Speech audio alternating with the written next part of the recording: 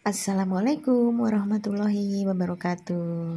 Apa kabar sahabat semua? Semoga senantiasa dilimpahi kesehatan dan keberkahan. Pada video kali ini saya ingin berbagi pengalaman membuat pestisida nabati yang ternyata sangat manjur dari bahan-bahan murah, dari bahan-bahan mudah yang ada di sekitar kita. Dan pestisida nabati ini telah kami buktikan untuk tanaman buah-buahan yang ada di kebun. Dan sejak saat ini tidak ada lagi hama lalat buah yang menyerang jambu kristal kami. Juga tanaman-tanaman lain menjadi sehat. Apa saja bahan-bahan yang kami gunakan untuk pembuatan pestisida nabati ini, bagaimana prosesnya dan berapa perbandingannya, serta bagaimana pengaplikasiannya pada tanaman buah-buahan yang ada di kebun. Akan saya bagikan informasinya secara lengkap di video saya kali ini. Sebelumnya, perkenankan saya mengucapkan banyak terima kasih kepada para sahabat yang sudah dukung channel saya dengan subscribe, like, dan komen. Untuk yang belum, saya tunggu dukungannya.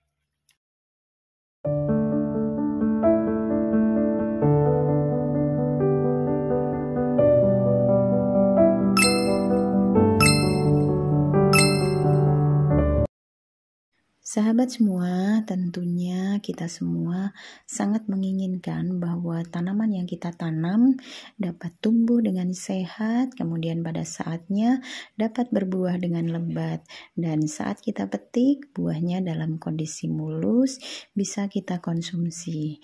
Namun tidak dipungkiri bahwa hama ada di mana-mana, di kebun, di halaman, selalu ada hama.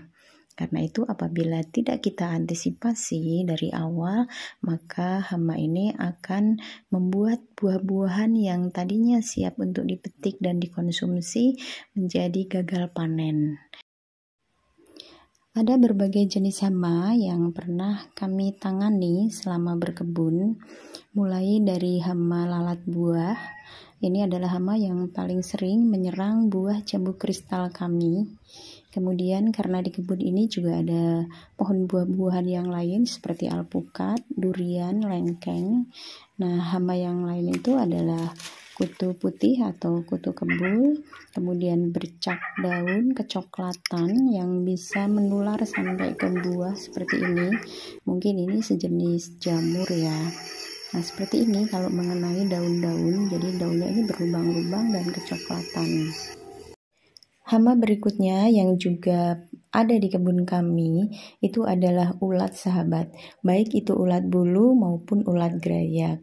Nah, ini adalah contoh dari telur kupu-kupu yang ada di daun alpukat.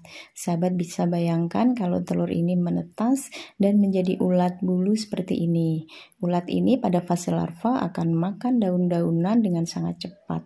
Kemudian dia nanti akan menjadi kepompong seperti ini, kepompongnya keemasan, dan kepompong ini nanti juga akan menjadi kupu-kupu lagi. Ya, demikian siklusnya. Nah, kami sudah berupaya untuk menanggulangi hama-hama tadi secara alami sahabat. Misalnya dengan menjaga kebersihan kebun atau sanitasi kebun. Menaburkan kapur dolomit dengan tujuan untuk menetralkan pH tanah supaya tidak asam, juga meningkatkan unsur-unsur hara dalam tanah supaya tanaman menjadi lebih sehat. Kemudian melakukan pruning secara berkala pada pohon jambu kristal untuk memutuskan siklus hama. Melakukan pengasapan di kebun, melakukan pembungkusan buah jambu kristal seperti ini sahabat untuk mengantisipasi serangan lalat buah. Kami juga memasang jebakan lalat buah dengan cairan petrogenol seperti ini. Tapi sahabat, yang kami lakukan itu semuanya belum maksimal hasilnya. Masih ada saja jambu kristal kami yang diserang oleh lalat buah. Cara-cara penanggulangan hama seperti yang sudah saya sampaikan tadi sahabat, itu bisa meminimalisir serangan hama di kebun itu mungkin sekitar 50-60%. Jadi sisanya masih ada hama yang menyerang tanaman buah-buahan kami. Sehingga kami mengupayakan penambahan cara penanggulangan yang lain, yaitu dengan membuat pestisida nabati.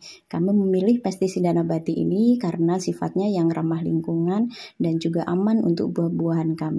Alhamdulillah hasilnya sungguh menggembirakan karena tidak ada lagi ini ulat-ulat bulu yang bergelayutan di pohon alpukat kami, sehingga saya bisa dengan aman memetik buah-buah alpukat ini tanpa rasa takut kejatuhan ulat-ulat bulu seperti dahulu ya sahabat.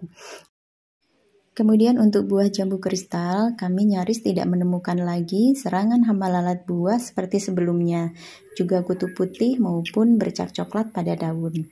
Kami bisa memanen buah jambu kristal dengan kondisi mulus ini lebih maksimal. Nah, karena ini adalah pestisida nabati yang kami gunakan, sudah tentu di samping ramah lingkungan, juga membuat buah-buahan kami ini lebih sehat dan lebih aman untuk dikonsumsi, karena tidak meninggalkan residu berbahaya pada buah-buahan sebagaimana pestisida kimia. Nah, bagaimana kami meracik dan membuat pestisida nabati yang luar biasa ini akan segera saya infokan secara lengkap untuk sahabat semua. Ada dua bahan utama dari tumbuh-tumbuhan yang kami gunakan untuk pembuatan pestisida nabati yang super ampuh ini sahabat. Yang pertama adalah buah jeruk. Kebetulan di kebun kami punyanya adalah jeruk lemon. Jadi kami manfaatkan jeruk lemon yang ada di kebun ini untuk pembuatan salah satu bahan pestisida nabati kami. Kalau kebetulan sahabat tidak punya jeruk lemon, bisa sahabat ganti dengan jeruk nipis ataupun jeruk yang lainnya.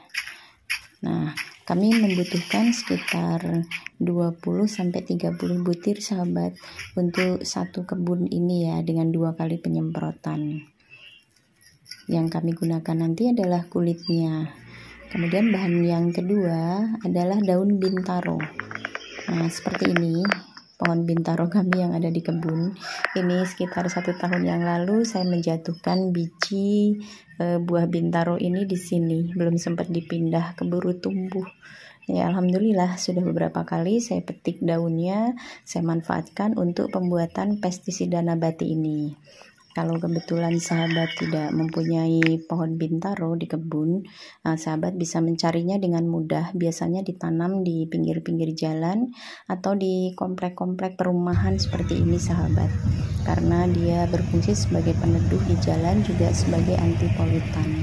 Buahnya bulat seperti ini, nanti kalau sudah matang warnanya akan merah. Kemudian bijinya seperti itu, kecoklatan. Nah, untuk daun bintaro ini kami menggunakannya cukup banyak, sekitar 50 lembar ya sahabat.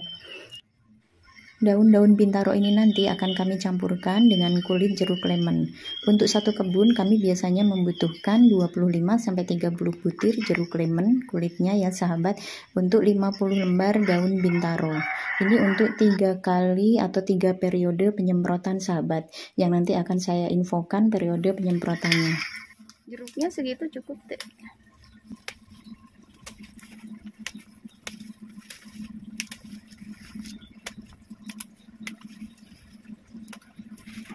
Itu di situ, itu ke situ, itu saja cukup kurang.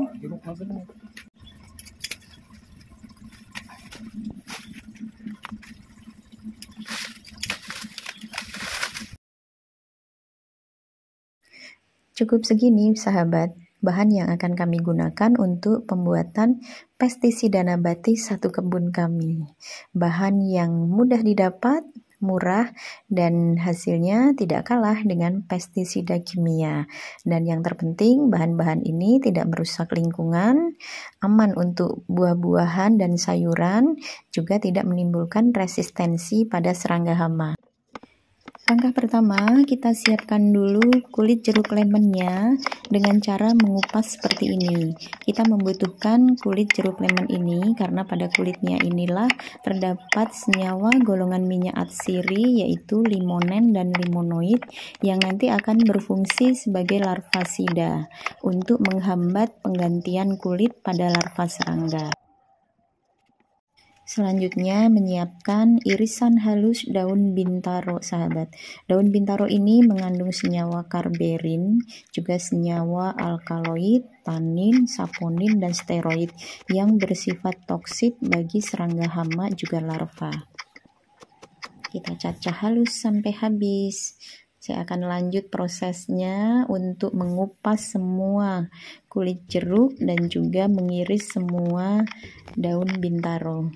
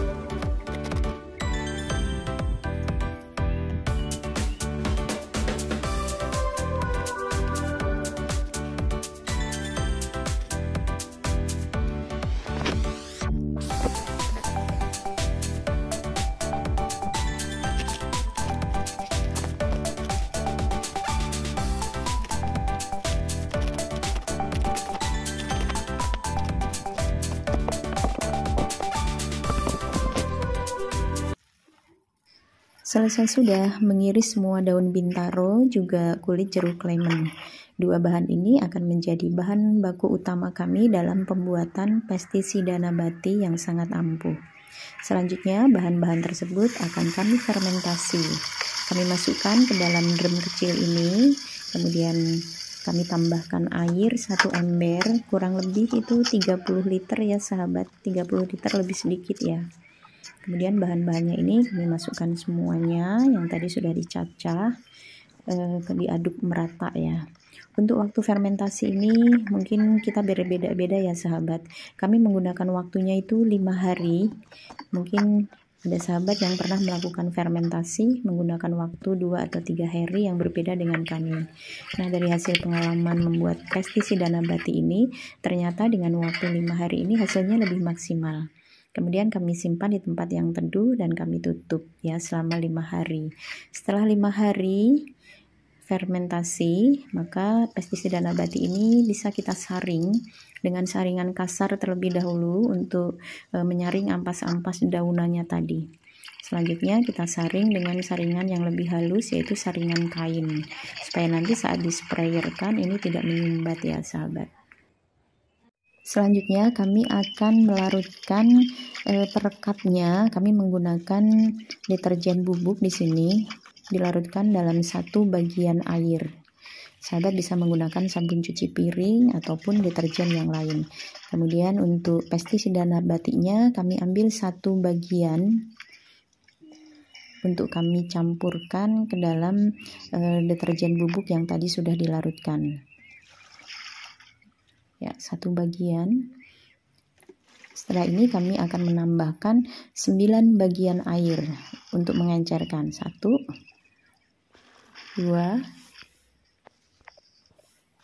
3, 4,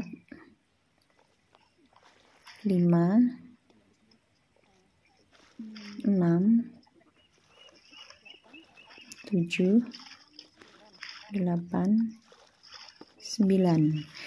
Jadi perbandingannya ini 1 bagian pestisida nabati cair tadi dengan 10 bagian air, sahabat, ditambah perekat.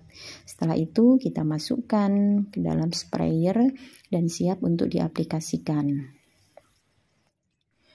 Pengaplikasian pestisida nabati pada tanaman biasanya kita lakukan pada saat pagi hari sekitar jam 7 atau jam 8, atau kalau tidak memungkinkan pagi kita lakukan sore hari sekitar jam 4 atau sampai jam 5 ya sahabat.